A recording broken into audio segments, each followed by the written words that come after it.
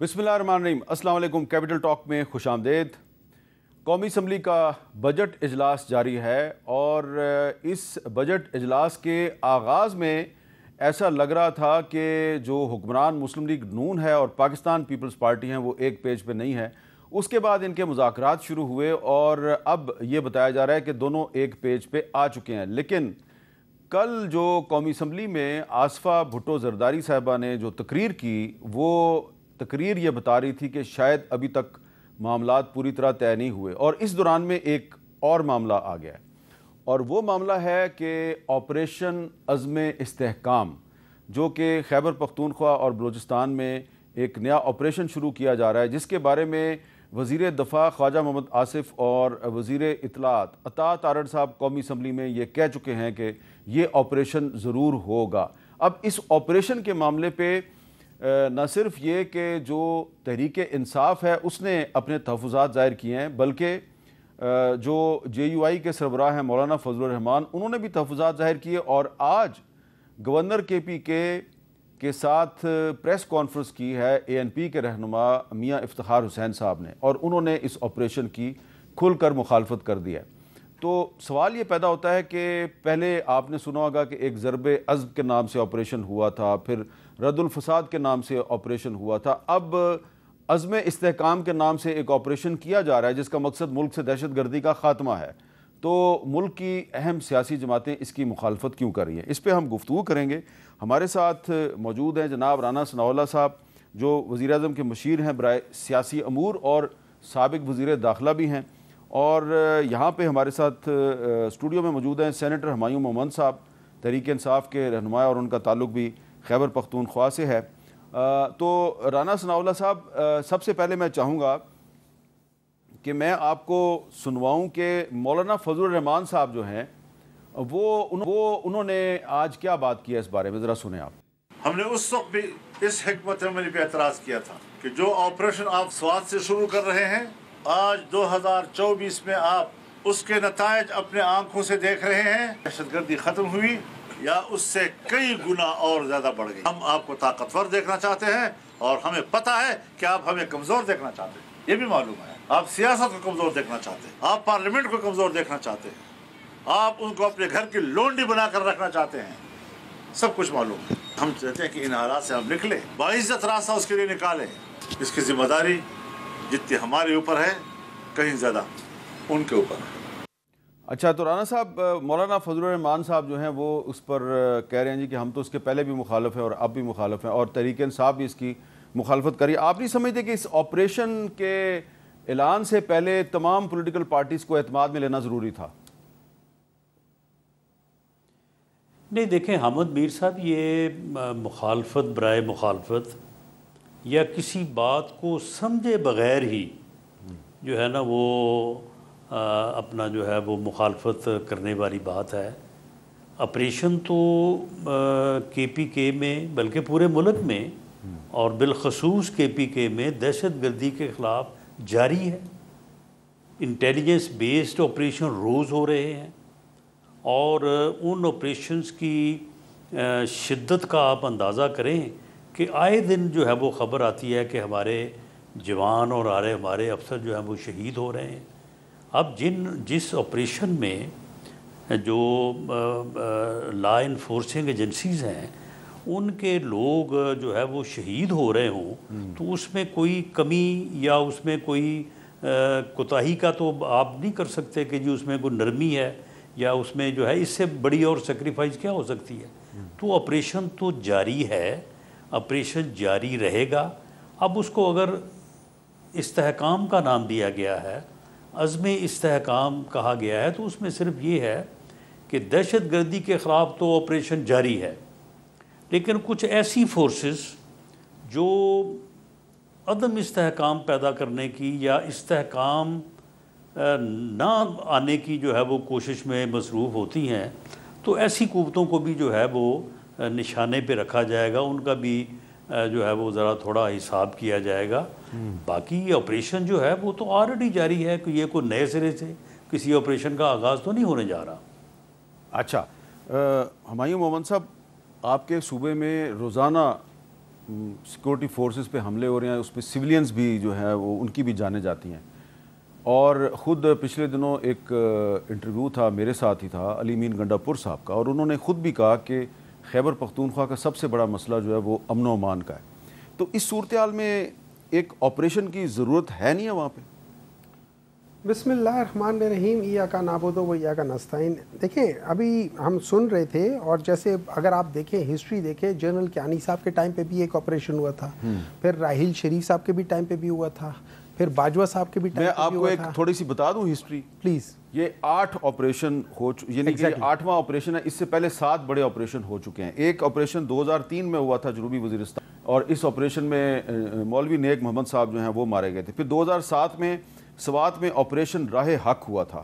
2009 میں سوات میں ملا فضل اللہ کے خلاف آپریشن راہ راست ہوا تھا.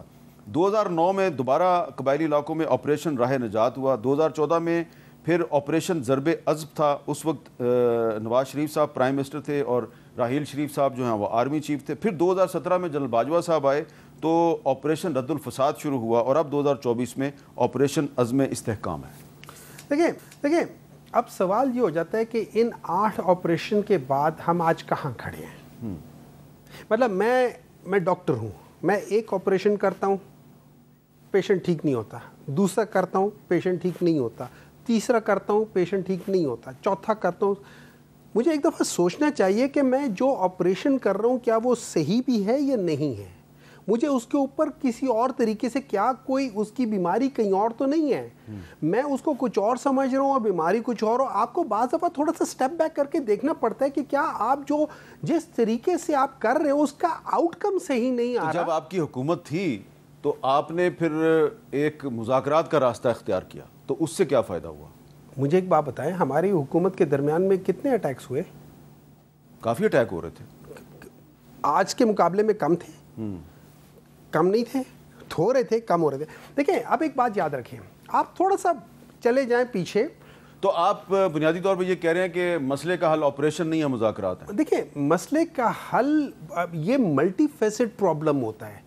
اس کا حل صرف اور صرف آپریشن نہیں ہوتا، اس کا حل بہت ساری چیزوں کے اندر کرتا ہے. لیکن میں تھوڑا سا ذرا پریشان ہوا ہوں. میں ابھی جو رانا صاحب نے جو ایک بات کہی ہے نا، میں اس کے اندر مجھے کچھ اور لگ رہا ہے. سو یہاں پہ جو انہوں نے بات کی ہے، مجھے لگتا ہے کہ یہ آپریشن کسی اور کا نام دے کے کچھ اور کرنا چاہ رہے ہیں جو انہوں نے ابھی بات کی ہے. I am actually very concern about that. یہ سیدھی سی بات ہے، انہوں نے کہا کہ جو اس آپریشن کی مخالفت کریں گے. نہیں یہ نہیں کہہ رہے. وہ کہتے جو استحکام نہیں لانے والے بعض لوگ ہیں ان کو بھی اس میں کرنا چاہیے. اب وہ کون ڈیسائیڈ کرے گا کہ کون استحکام نہیں لا رہا، کون کیا کر رہا ہے، کون کیا کر رہا ہے، کون کیا کر رہا ہے. اب who will be the person to decide this thing. اب اس جگہ پہ مجھے ایسے لگتا ہے کہ اس کے آڑ میں ہو سکتا ہے کچھ اور چیزیں باتیں ہو رہی ہوں. میں آئی ایم سوری، میں ان کی بات سے بہت زیادہ تشویش ہو گئی ہے کہ اس کے اندر اور چیزیں بھی شاید شامل ہیں. چلیں پوچھ لیتے ہیں رانا صاحب، ذرا تھوڑی سی وضاحت کر دیں گے کہ یہ آپ کا اشارہ کس کی طرف ہے؟ دیکھیں ایک تو دہشت گرد ہیں، طالبان ہیں، اور ان کی کوئی ڈیفینیشن یا ان کی کوئی تفصیل بتانے کی ضرورت نہیں ہے. لیکن طالبان کو ایسا تو نہیں ہے کہ وہ وہاں سے اٹھتے ہیں اور آگے یہاں پہ جو ہے وہ اپنی کارروائیاں کرتے ہیں. یہاں پہ بھی کچھ عناصر ہیں جو ان کا حصہ بنتے ہیں اور حصہ بن کے ان کو فیسیلیٹیٹ کرتے ہیں، اور وہ پھر لا انفورسنگ ایجنسیز کے اوپر جو ہے وہ حملے کرتے ہیں، سویلینز کے اوپر حملے کرتے ہیں. بطہ خوری جب کرتے ہیں تو بطہ خوری میں ان کا پارٹ اینڈ پارسل ہوتے ہیں.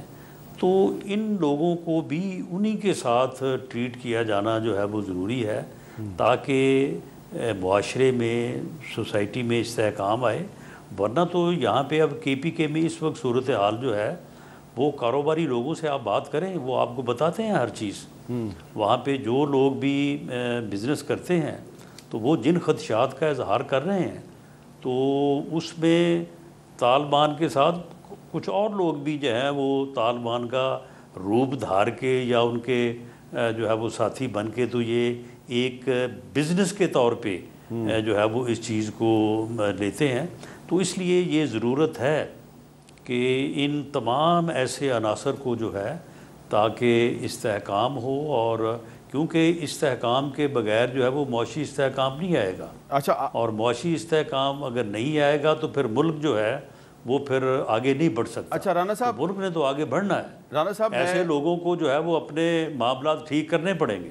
رانا صاحب میں چاہتا ہوں کہ ایک چھوٹا سا آپ کو میں بیان سنوا دوں میاں افتخار حسین صاحب کا، جن پر خود بھی کئی حملے ہوئے اور ان کا جو بیٹا تھا اس کو بھی ایک دہشت گرد حملے میں شہید کیا گیا، اور ان کے ساتھ بیٹھے ہوئے ہیں گورنر خیبر پختونخوا.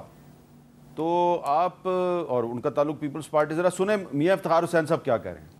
جب بھی کوئی فیصلہ ہوتا ہے تو یا خیبر پختونخوا میں یا بلوچستان میں آپریشن کی یہ آغاز کر دیتے ہیں. یہ تجربہ گاہ ہے، انہوں نے ہزاروں آپریشن کیے، کامیاب کیوں نہیں ہو رہے؟ کہ اس کی جڑیں جو ہے وہ پنجاب میں ہے. یہ جو دہشت گردوں کے ماسٹر مائنڈ جو ہے وہ پنجاب میں ہے. 70 کالعدم تنظیمیں وہاں پہ موجود ہے. آج تک کس کالعدم تنظیم کے خلاف وہاں پہ آپریشن ہوا؟ اگر آغاز کرنا ہے تو ان سے کرو.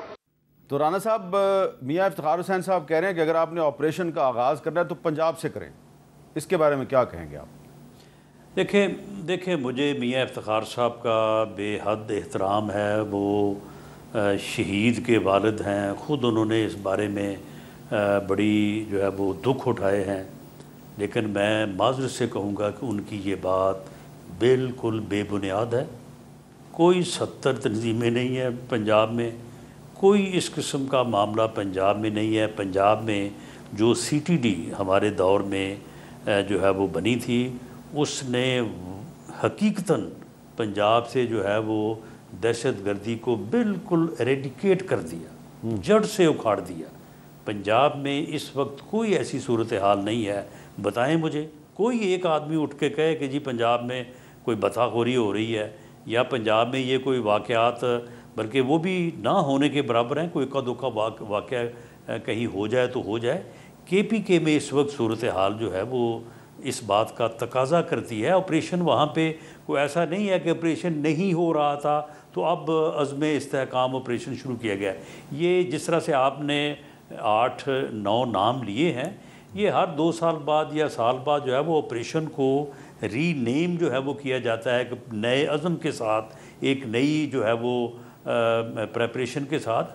باقی آپریشن تو KPK میں جو ہے وہ کنٹینیوس ہے، ایک دن کے لیے بھی نہیں رکا. اور ان آپریشنز کی وجہ سے ہی یہ سوات میں جو امن آیا کیسے آیا ہے. ورنہ سوات کے جو حالات تھے، اگر وہ حالات اسی طرح سے قائم رہتے تو آج پھر سوات میں کیا صورتحال ہوتی. آج جو ہے وہ سوات میں لوگ جو ہے وہ یعنی وزٹ کے لیے یا وہاں پہ آؤٹنگ کے لیے جو ہے وہ میرا خیال ہے ہزاروں نہیں لاکھوں کی تعداد میں لوگ جا رہے ہیں. تو کیا یہ ممکن تھا سوات آپریشن سے پہلے؟ اور اسی طرح سے جو دوسرے آپریشن میں ان کے اثرات ہوئے ہیں اور دہشت گردوں کو جہنم واصل کیا گیا ہے. ہمارے جوانوں نے، ہمارے افسروں نے شہادتیں جو ہے وہ پائی ہیں. تو وہ کیا کوئی جو ہے وہ کوئی انسیڈنٹ، کوئی ایکسیڈنٹ ہوا ہے؟ یہ ساری چیزیں جو ہیں یہ پوری کمٹمنٹ اور ڈیووشن کے ساتھ ہو رہی ہیں. جی ہمایوں محمد صاحب، دیکھیں اس طرح ہے کہ اس میں کوئی شک نہیں ہے کہ آپ نے دہشت گردوں کو ہینڈل کرنا ہے، یا ان کو آپ نے مارنا ہے، یا ان کو ایلیمنیٹ کرنا ہے. لیکن آپ تھوڑا سا ذرا آپ دیکھیں کہ دنیا نے دہشت گردی کو کس طریقے سے ہینڈل کیا. چاہے وہ منیلا میں تھا، چاہے وہ تامل ٹائیگرز کا تھا، تو چاہے وہ IRA تھا، ان کو کس طریقے سے، کیا ان کے ساتھ لڑ جھگڑ کے ختم کیا، یا at the end of the day کسی جگہ پہ کیا؟ کیوں دیکھیں یہ جو ٹیررزم ہوتی ہے نا، یہ سنگل فیسٹ نہیں ہوتی، اس کے ملٹیپل فیسٹس ہوتے ہیں. تو آپ نے ہر فیسٹ کو اکارڈنگ ٹو دا میرٹ آپ نے اس کو ایڈریس کرنا ہوتا ہے. تو میری جو سجیشن ہمیشہ یہی تھی کہ ان سب کو آپ مختلف طریقوں سے کریں.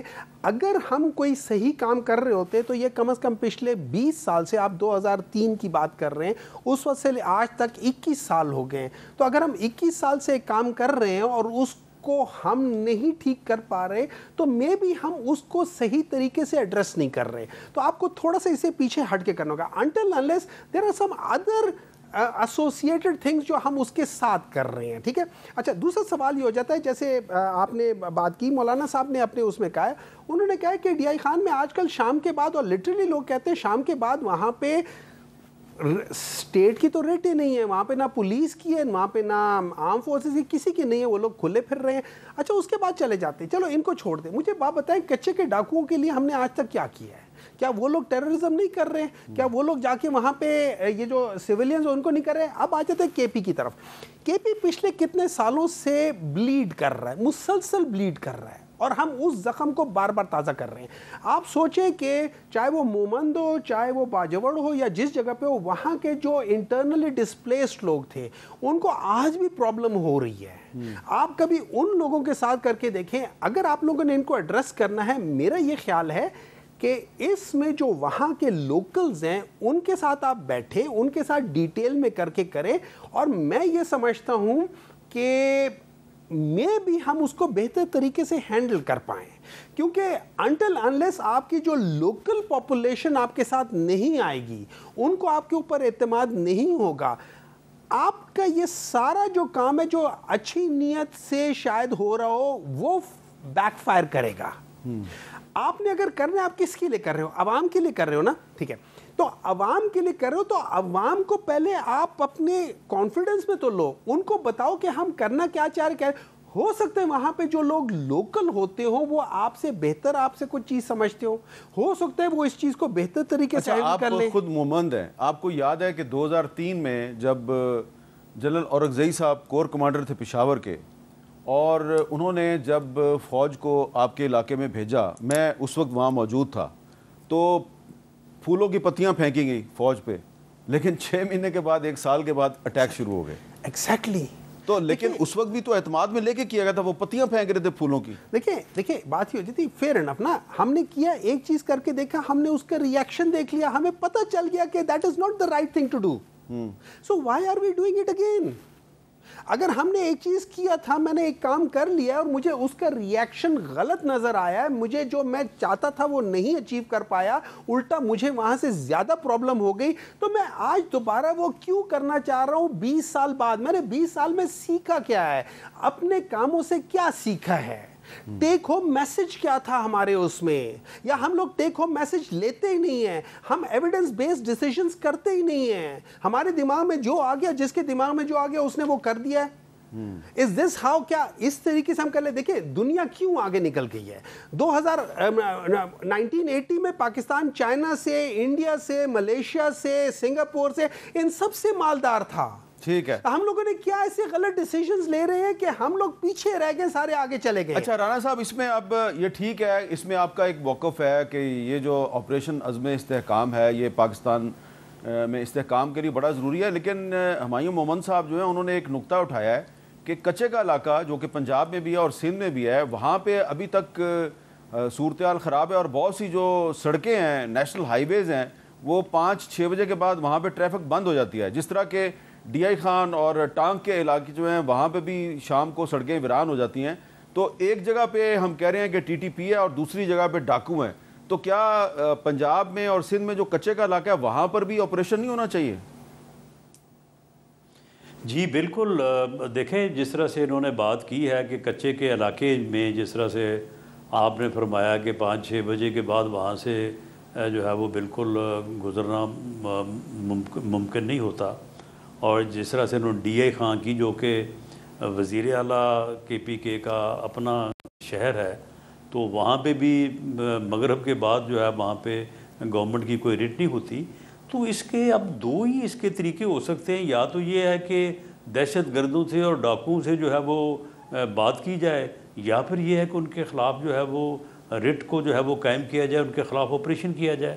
اب آپ نے یہاں پہ مذاکرات بھی کر کے دیکھ لیے ہیں, اور اب اس کے بعد پھر اس کے سوا اور پھر کیا چارہ رہ جاتا ہے کہ ان کے خلاف جو ہے وہ آپریشن کیا جائے.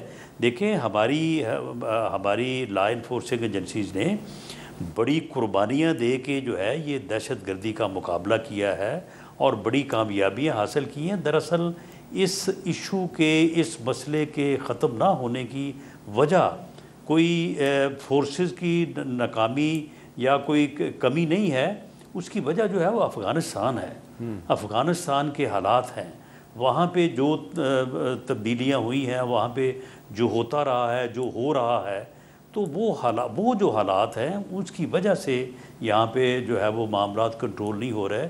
وہاں پہ انڈیا بھی بیٹھا ہے، وہاں پہ دوسرے ہمارے دشمن ملک اور ان کی ایجنسیز بھی بیٹھی ہیں، تو ان حالات کی وجہ سے جو ہے یہ معاملہ جو ہے یہ بلیڈ کر رہا ہے.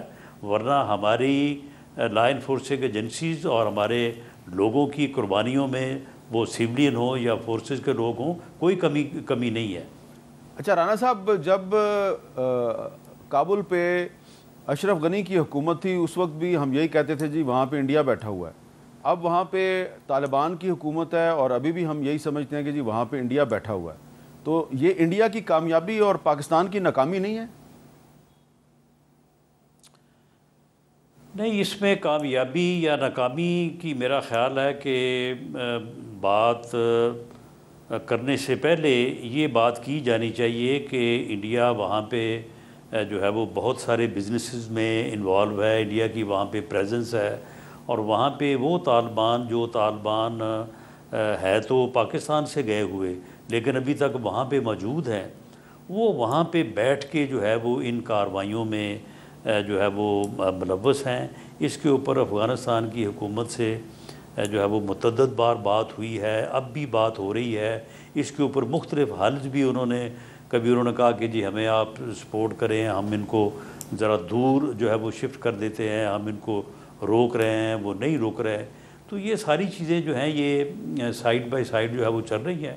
اور انڈیا کیونکہ دشمن ملک ہے، وہ پاکستان کو نقصان پہنچانے پہ کوئی موقع ہاتھ سے جانے نہیں دیتا. تو اس لیے ہمارا یہ جو ہے وہ یقین ہے یا ہمیں یہ اسیسمنٹ ہے کہ وہ وہاں پہ اس خرابی میں اس کا کسی نہ کسی حد تک اس کا ہاتھ ہے. لیکن اب یہ طالبان جو وہاں پہ بیٹھے ہیں، انہی کے ساتھ تو یہ پھر بات ہوئی تھی، اور ہمایوں محمود صاحب کی پارٹی کی حکومت تھی، انہوں نے بڑا زور لگا کے بڑے آرگومنٹ کہا کہ جو ان کے ساتھ بات کرنی ہے ان کو واپس آنے کا موقع دینا ہے. اب جو واپس لوگ آئے ہیں یا جن کی کے پی کے میں پریزنس ہے، ٹوٹل 4 سے 5 ہزار ان کی تعداد ہے. اب یہ 4-5 ہزار لوگوں کو اگر آہنی ہاتھوں سے نہ دیا جائے، ان کے خلاف آپریشن نہ کیا جائے، تو انہوں نے جو ہے وہ پورے ملک کو 25 کروڑ کی آبادی کو جو ہے وہ یرغمال بنایا ہوا ہے، پورے کے پی کے کو جو ہے وہ انہوں نے مفلوج کیا ہوا ہے. تو ان کے خلاف آپریشن کے علاوہ پھر دوسرا طریقہ تو مذاکرات کا ہے جو ناکام ہو چکا ہے. تو اس لیے اب اس کے علاوہ تو کوئی اور چارہ نہیں ہے. جی فیصلہ کر لیا. دیکھیں میں آپ کو ایک بات بتاتا ہوں، یہ ایک مائنڈ سیٹ ہے. I respectfully disagree with them, ٹھیک ہے. اچھا میں آپ کو بات بتا دیتا ہوں، ان کے اپنے پارٹی کے ایک صاحب ہیں جو ان کی پارٹی کو چھوڑ چکے because of the way they are, Abbas Afridi sahab. وہ کل ایک پروگرام میں کہہ رہے تھے کہ وہ اس وقت افغانستان میں اپنا بزنس شفٹ کرا رہے ہیں. بعض چیزیں کتنے پاکستانی ہیں جو کے پی میں وہ وہاں کر لیں. ہم لوگوں نے آج تک جو ہمارا نیبر ہے، ہم نے آج تک اس کے ساتھ پراپر طریقے سے انگیج نہیں کیا. پورا سینٹرل ایشیا ہمارا وہاں پہ پڑا ہوا ہے، ہم اس کے ساتھ لنک نہیں کر پا رہے. اچھا اس وقت اگر آپ افغانستان میں چلے جائیں، جتنا امن وہاں پر ہے، وہ عباس افریدی صاحب کے یہ الفاظ تھے کہ جب میں ادھر ہوتا ہوں میں ایٹ پیس ہوتا ہوں، اپنی فیملی کے ساتھ پھر رہتا ہوں، کوئی کچھ نہیں کہتا. جو ہی میں پاکستان میں آتا ہوں مجھے ٹینشن ہونی شروع ہو جاتی ہے. دیکھیں بات یہ ہو جاتی ہے کہ آپ جو کر رہے ہیں نا، کہ آپ کہہ رہے ہیں کہ نیگوسیشنز فیل ہو گئی تھی اور ہم لوگ اب تو ابھی آئینی آج سے کرنا ہے. مجھے ایک بات بتائیں، 2001 سے لے کے یہ 2-3 سال پہلے تک امریکہ افغانستان میں کرتا رہا، کچھ کر سکا ہے؟ نہیں کر سکا. اینڈ میں کیا کیا؟ اینڈ میں وہاں سے جانا پڑا. آپ کو نیگوسیشنز کے ساتھ ساتھ آپ کو ملٹی فیسٹس اور آؤٹ آف دا باکس دیکھنا پڑے گا. لیکن ہمایوں بھائی، جو دوحہ ایگریمنٹ تھا، دوحہ ایگریمنٹ، اس کی وجہ سے امریکہ افغانستان سے واپس گیا، اس کو رسپیکٹ تو نہیں کیا گیا، اس ایگریمنٹ پہ عمل درآمد نہیں ہوا، اور ابھی بھی اب اس دوحہ ایگریمنٹ کے جو سگنیٹریز ہیں اب وہ دوبارہ مل رہے ہیں، اور وہاں پہ اب طالبان بھی جائیں گے اور وہ یہ ڈسکس کریں گے جی دوحہ ایگریمنٹ پہ عمل درآمد کیوں نہیں ہوا.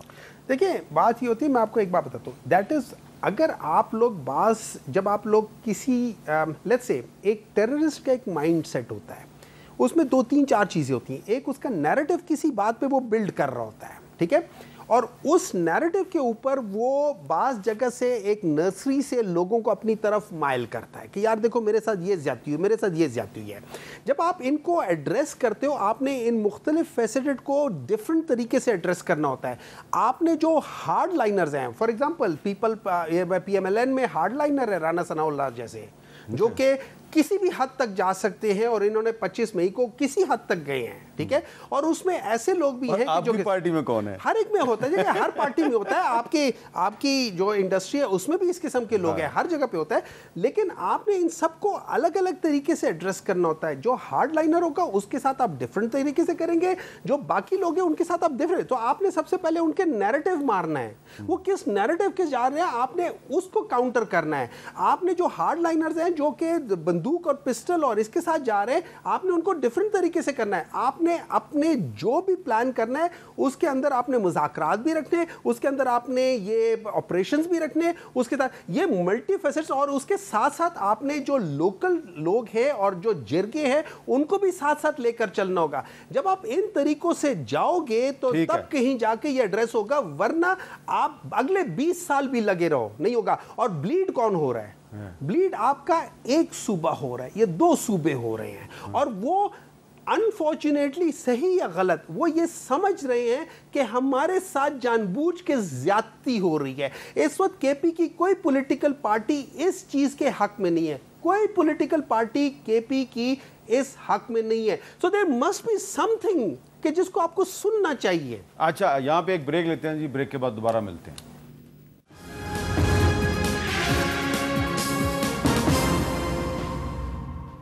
کیپٹل ٹاک میں دوبارہ خوش آمدید. جب قومی اسمبلی کا بجٹ اجلاس شروع ہوا تو یہ پتہ چلا کہ پاکستان تحریک انصاف کے ساتھ ساتھ جو پاکستان پیپلز پارٹی ہے وہ بھی بجٹ پر بہت سے تحفظات رکھتی ہے. اور پھر ان دونوں پارٹیوں کے مذاکرات ہوئے، مسلم لیگ نون کے اور پیپلز پارٹی کے مذاکرات ہوئے، اور ہمیں یہ بتایا گیا کہ معاملات طے ہو گئے ہیں. لیکن کل آصفہ بھٹو زرداری صاحبہ نے قومی اسمبلی کے بجٹ اجلاس میں کیا کہا، ذرا سنیں. I ask you, Mr. Speaker, the budget is sitting before you. Do you think that these objectives have been raised in this budget? Do you think this is the budget that the people of Pakistan deserve? The people of Pakistan deserve better, Mr. Speaker, and we must work together to do better for our citizens. Garmi ki shiddat mein 15 se 20 ghante ke load shedding azab hai, Mr. Speaker. اور اس کے بعد شازیہ مری صاحبہ نے کیا کہا، ذرا وہ بھی سنیں. لوڈ شیڈنگ سر ہمیں برباد کر دیا ہے لوڈ شیڈنگ نے سندھ کے اندر. حد تو یہ ہے اس ایس ڈی او کے یہ لفظ ہے جو میرے حلقے میں ہے اور جس نے میرے آبائی گاؤں کی بجلی کاٹنے پر کہا کہ میرا بس چلے، وہ جو بند کر دیتا ہے بار بار، تو میں ان کو بجلی دوں ہی نہ. کیوں بھائی، ہم نے تیرے ابا کی جائیداد سے کچھ مانگ لیا؟ And I am quite appalled at the behavior of the honorable minister. کرسیاں آتی ہیں جاتی ہیں، یہ کرسیوں سے چپکنے والی ماحول نہیں ہے کوئی. میں نے اپنے پنجاب کے دوستوں سے بات کی، میں نے کہا آپ کے پاس لوڈ، کہتے ہیں ہمارے پاس نہیں ہوتی اتنی لوڈ شیڈنگ. ہمیں تعصب نہیں پھیلانا، لیکن تعصب آپ پھیلا رہے بجلی نہ دے کر. اچھا اب علی مین گنڈا پور صاحب بھی یہ کہتے ہیں جی کہ میرے صوبے کے ساتھ تعصب پھیلایا جا رہا ہے اور مجھے لوڈ شیڈنگ اس لیے ہو رہی ہے کہ تعصب ہے. اور شازیہ مری بھی یہی کہہ رہی ہیں، آصفہ بھٹو زرداری بھی ایسے ہی بات کر رہی ہیں. لیکن ہمایوں مومن صاحب ہم دیکھتے ہیں کہ بات آپ بھی وہی کر رہے ہیں، پیپلز پارٹی بھی وہی کر رہی ہے، لیکن آپ دونوں پارٹیاں ایک دوسرے کی مخالفت بھی کرتی ہیں، تو آپ کی مخالفت کا فائدہ تو پھر مسلم لیگ نون اٹھائے گی. دیکھیں اس میں مسلم لیگ نون یا پیپلز پارٹی یا وہ نہیں ہے. اب آصفہ بھٹو نے ان شارٹ کیا کہا، یہ عوام دشمن بجٹ ہے، ٹھیک ہے. اب اگر میں سوال اٹھاتا ہوں پیپلز پارٹی والوں سے، اگر آپ عوام دشمن بجٹ کو آج یا کل ووٹ دیتے ہو تو اس کا مطلب ہے آپ عوام دشمن پارٹی ہو اور آپ عوام دشمن پارٹی کے ساتھ کھڑے ہو. عوام دشمن پارٹی کون ہوتی ہے؟ عوام دشمن پارٹی وہ ہوتی ہے جن کی جڑیں عوام میں نہ ہوں. جب ان کی جڑیں، جب وہ سٹرینتھ لیں گے، جیسے مولانا صاحب نے کہا ہے، انہوں نے شہباز شریف صاحب کے بارے میں کہا، وہ تو کرسی میں بیٹھے ہوئے، میں تھوڑے سے اس کو ذرا فرق کر کے کہتا ہوں. اس وقت جو پی ایم ایل این کی پوزیشن ہے نا، وہ اس طریقے سے جیسے میرے ساتھ کرسی پڑی ہے نا اور میں اس کے اوپر اپنی ایک چیز رکھ لیتا ہوں، یہ بتانے کے لیے ایک کرسی میں نے مل کے رکھی ہوئی ہے، وہ چیز کچھ نہیں کر سکتی، ڈیسیژن میں نے لینا ہے. تو اس وقت پی ایم ایل این کی حیثیت اس ایک کپڑے کی یا اس ایک چیز سے زیادہ نہیں ہے کہ کرسی ملی ہوئی ہے, اور یہی مولانا صاحب نے کہا ہے. اور یہ لوگ اچھا ہو کیا رہا ہے, آپ سوچئے جو بجٹ آ رہا ہے اس میں آپ لوگ بجائے اس کے کہ ایگریکلچر کنٹری ہونے کے اور فوڈس جو ہے نا اسکاسسٹی ہے اس کو کم کرنے کے لیے آپ ایسی فصلیں اگائیں جو کریں, آپ شوگر لگا رہے ہو. اچھا شوگر کیوں لگا رہے ہو؟ یہ شوگر مل والے تو سارے وہ اس میں پارلیمنٹ میں بیٹھے ہوئے ہیں. یہی تو UNDP نے جو بتایا, انہوں نے کیا بتایا کہ 1% پاکستان کی ایلیٹ ہے جو 9% آف GDP پہ کنٹرول کر کے رکھا ہوا ہے. 1.1% of the big land lords نے 24% آف ایریبل لینڈ کو کنٹرول کیا ہوا ہے, جس سے کوئی آمدنی نہیں کرتے وہ لوگ, اس کے اوپر کچھ نہیں ہے. پھر انہی کے لوگ ہیں جو کہ مختلف قسم کے یہ جو لینڈ مافیا جس کو کہتے ہیں, شوگر ملیں لگانے والے بڑے بڑے جو اونرز ہیں, شوگر مل کے مالکان, یہ جس پارٹی کی حکومت ہوتی ہے تو اس میں شامل ہو جاتے ہیں. آپ کی پارٹی میں بھی شامل, ایلیٹ کیپچرڈ ہے نا, آپ کی پارٹی میں بھی تھے اور اب تھے, بالکل تھے. ہم نے غلطی کی, میں یہ نہیں کہہ رہا ہوں کہ ہر جگہ پہ تھے, پرابلم یہ نہیں ہے. دیکھیں ایلیٹ کیپچر وہ لوگ ہیں جس میں میڈیا والے بھی ہیں, جس میں ججز بھی ہیں, جس میں آرمی بھی ہے, جس میں بیوروکریسی بھی ہے, جس میں پولیٹیشنز بھی ہیں, جس میں انڈسٹریلسٹ بھی ہیں. یہ وہ لوگ ہیں جو پالیسی کو چینج کرنے میں یا اس کو شیپ کرنے میں ان کا حصہ ہوتا ہے. اچھا رانا صاحب, آپ کا کیا خیال ہے کہ پیپلز پارٹی کے ساتھ جو آپ کے بجٹ پہ جو معاملات ہیں یہ طے پا چکے ہیں یا ابھی طے نہیں پائے؟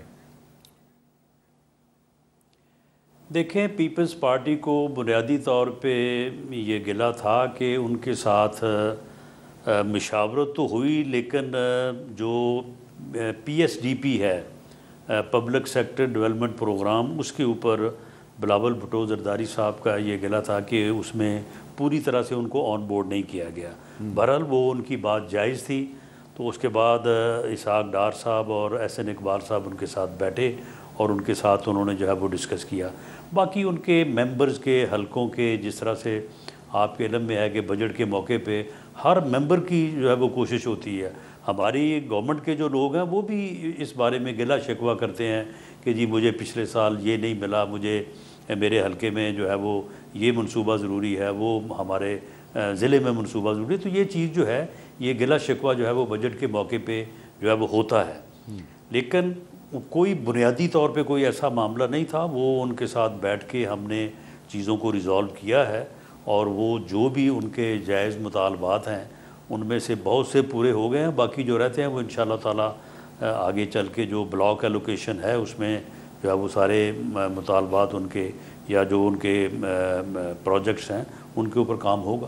اچھا رانا صاحب, ذرا میں آپ کو سنانا چاہتا ہوں کہ موسیٰ گیلانی صاحب پیپلز پارٹی کے MNA ملتان سے, اور آغا رفیع اللہ صاحب جو ہیں یہ کراچی سے ہیں. ذرا سن لیں دونوں کیا کہہ رہے ہیں. الائٹس کا مطلب یہ تو نہیں کہ ہمیں ووٹ لیں اور اپنے چیزیں کریں, ہمیں بھی تو عوام کو جواب دے ہونا ہے. پنجاب کے حوالے سے بھی ہم نے ان سے باتیں کی ہیں کہ پنجاب میں بھی ہماری اسپیس ہے, ہم لوگ ووٹ لے کر آئے ہیں, ہم ان کو بھی ہرا کر آئے ہیں, ہم PTI کو بھی ہرا کر آئے ہیں. تو اس کا یہ مطلب ہے جو ہم اسپیس لے کر آئے ہیں یہ وہ بھی ہمارے سے چھین لیں, تو پھر ان کے ساتھ اتحاد کا یا الائے ہونے کا کیا فائدہ. کل پارلیمانی پارٹی کا اجلاس ہوگا جس کو بلاول بھٹو زرداری صاحب چیئر کریں گے, اس پہ انشاءاللہ پارلیمانی پارٹی کی میٹنگ میں یہ فیصلہ ہوگا کہ ہم نے کیا تھا.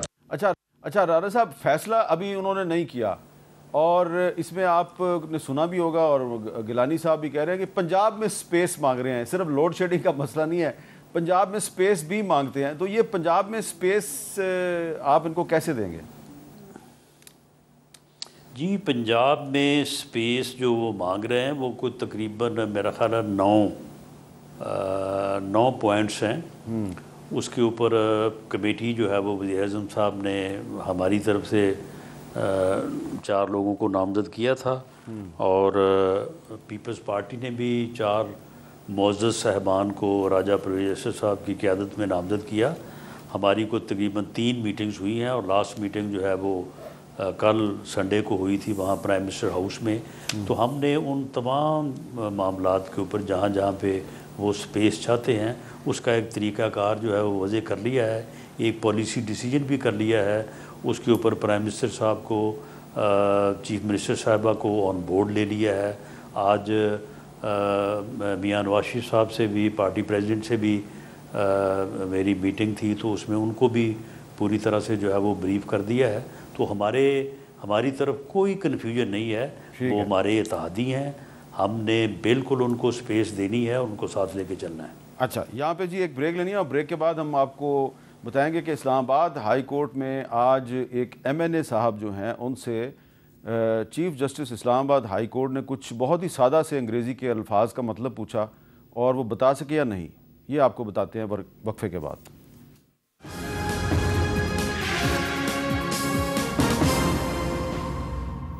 کیپٹل ٹاک میں دوبارہ خوش آمدید۔ یہ ایک بہت ہی عجیب و غریب بلکہ بدقسمتی کی بات ہے کہ آج پاکستان کی جو سیاست ہے یہ عدالتوں کے ارد گرد گھوم رہی ہے۔ ہر معاملہ جو ہے وہ عدالت میں چلا جاتا ہے، کوئی ہائی کورٹ میں چلا جاتا ہے، کوئی سپریم کورٹ میں چلا جاتا ہے۔ اور آج ایک پاکستان کی جو ایک عدالت تھی، چیف جسٹس اسلام آباد ہائی کورٹ کی عدالت، اس میں خود بھی موجود تھا، اور وہاں پہ جو میں نے اپنی آنکھوں سے منظر دیکھا اس سے مجھے تھوڑی سی ذاتی طور پہ ندامت بھی ہوئی اور تشویش بھی ہوئی۔ میں اس پہ بعد میں آتا ہوں، پہلے میں مومن صاحب کے پاس جاتا ہوں۔ یہ وقفے سے پہلے کوئی ایک بہت ہی اہم بات بتانا چاہتے تھے، بتا نہیں سکے۔ میں چاہتا ہوں پہلے آپ اپنی بات کر لیں۔ دیکھیں، اس طرح ابھی جیسے آپ بات ہو رہی تھی نا کہ یہ پنجاب میں کچھ کر رہے ہیں، یہ بیسیکلی بیوپاری ہو رہی ہے عوام کے نام پہ، اور میں اس کے 4 شعر کہنا چاہوں گا جس پہ یہ 4-5 چیزیں ہو جاتی ہیں۔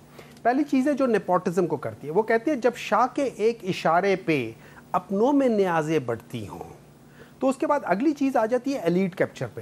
وہ کہتے ہیں جب آنکھیں غربت ماروں کی حسرت کا نظارہ کرتی ہو، تو اب ان صحافیوں کی بات آ جاتی ہے جس کے بارے میں کہتے ہیں جب قلمیں ظالم جابر کی عظمت کا قصیدہ لکھتے ہوں، اس وقت پھر فسطائیت اور وہ لوگ جو حق کی آواز اٹھا رہے ہیں اس کے بارے میں کہتے ہیں جب حق کی باتیں کہنے پر انسان کی زبانیں کٹتی ہو، اس حال میں ہم دیوانوں سے تم کہتے ہو خاموش رہو۔ اچھا چلیں، یہ اچھا آپ نے شعر سنایا اور نیپوٹزم سے شروع کیا آپ نے۔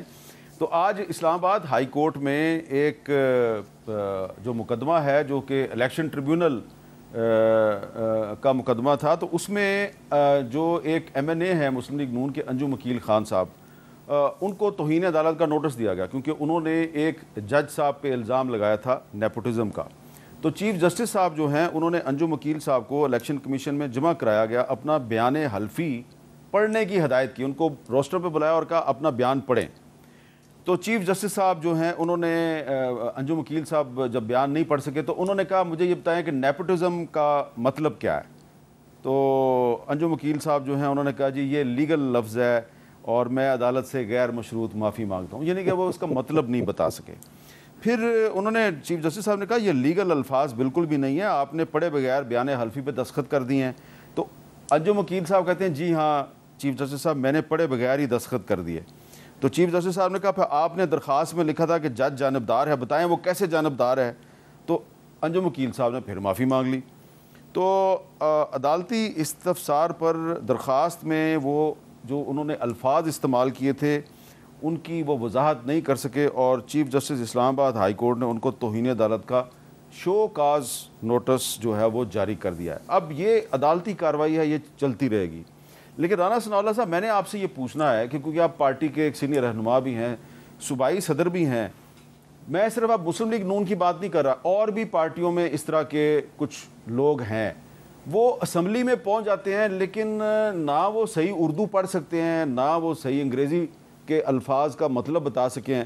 کیا اس طرح کے لوگ جو ہیں وہ قانون سازی کا جو عمل ہے اس میں کوئی کردار ادا کر سکتے ہیں؟ دیکھیں حامد میر صاحب، تاریخ کا اگر آپ مطالعہ کریں تو تاریخ میں ایسے لوگ جو نہ کسی اسکول میں گئے نہ کسی کالج یونیورسٹی میں گئے اور تھے بھی ان پڑھ، کوئی ڈگری بھی ان کے پاس نہیں تھی، انہوں نے بڑے بڑے کار نمایاں جو ہے وہ سر انجام دیے ہیں۔ میں کسی حوالے سے بھی کسی اعلیٰ شخصیت کا جو ہے وہ حوالہ نہیں دینا چاہتا کہ یہ بات توہین کے پہلو میں نہ آ جائے۔ تو معاملہ یہ ہے کہ وہاں اسمبلی میں ایک ایسا آدمی جس کے پاس ڈگری ہو یا نہ ہو، لیکن وہ عوام کے احساسات کو، عوام کے جذبات کو اور معاشرے کی جو ہے وہ ضرورت کو، عوام کی ضرورت کو بہتر انداز سے جو ہے وہ بیان کر سکے، اس کے اوپر بات کر سکے، تو یہ ٹیکنیکلٹیز جو ہیں یہ پڑھے لکھے لوگ یا ٹیکنیکل لوگ بھی جو ہے وہ پوری کر سکتے ہیں. اور ہماری ان اسمبلیوں میں بعض ہمارے بزرگ جو کہ ادروائز ان پڑھ تھے لیکن ان کی آپ تقاریر سنیں, ان کی آپ گفتگو سنیں, تو انہوں نے بڑا بہتر انداز سے اپنے حلقے کے لوگوں کو بھی سرو کیا. انجم وکیل صاحب نے تو اعتراف کر لیا, اسمبلیوں کو بھی سرو کیا. انہوں نے تو اعتراف کر لیا کہ میں نے جو بیان الفی جمع کرایا میں نے پڑھا ہی نہیں اور ایسے ہی دستخط کر دیے اس پہ. تو کم از کم پڑھ کے تو دستخط کرنے چاہیے نا, یہ تو آپ تسلیم کریں نا. میرا خیال ہے کہ انجم وکیل صاحب سے زیادہ ان وکیل صاحب کا جنہوں نے ان کی طرف سے وہ بیان الفی داخل کیا, درخواست داخل کی, وہ جو ہے ان کو اس بات کا جو ہے وہ ذمہ دار ٹھہرایا جانا چاہیے. انہیں چاہیے تھا کہ اسے پڑھ کے یا اسے اردو میں جو ہے وہ لکھ لیتے تو ان کو سمجھا کے اس کے بعد ان سے دستخط کرواتے. اور آج جب عدالت میں وہ پیش ہوئے تھے تو ان کی تھوڑی بہت تیاری بھی کرواتے. لیکن بہرحال یہ کمی کوتاہی ہے, اور میں سمجھتا ہوں کہ انہوں نے اگر عدالت سے غیر مشروط معذرت کی ہے تو انہوں نے اچھا کیا ہے. بہت بہت شکریہ رانا ثناء اللہ صاحب. ہمایوں مومن صاحب آپ کو بہت بہت شکریہ. اجازت دیجیے, اللہ حافظ.